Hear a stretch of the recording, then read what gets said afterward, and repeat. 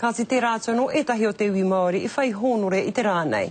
Hei whakapiri atu ki tāna tohu OBE, ko riro ia George Henare he tohu tāpui, moana mahi whakaari.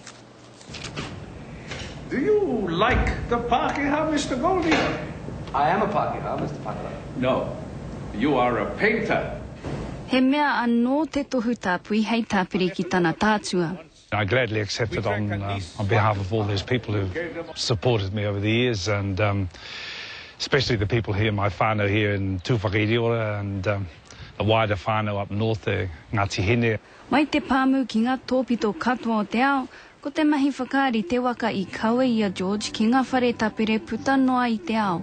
So you can explore the human condition, look at ways people live and the different lives and all this sort of thing. And for me, this was what I wanted to do, and it felt right. I noho te hautipua a inia te wiata, hei kai whakaruru hau mōna. He was a really hard worker, very humble man, a fantastic artist, and I always took my example from him.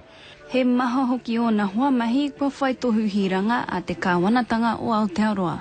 When I started off, there were very few Māori writers or actors, what have you, around within the profession, and a lot of them, a lot of unsung heroes are working on the social side of life as well. But now it's nice that they're all coming forward and being recognised. He kupu awhina ana mo te hunga hia whai I te mahi whakaari. You have to do the hard yards. I mean, some of you might have the look, and which sometimes television likes, but there comes a time where you're going to be stuck in one sort of role, but you have to go to the drama schools and you have to open yourself up to all the possibilities, be observant all the time. Mea hupe hea mai konei. Hopefully it'll keep me working for yet another 40 years or something.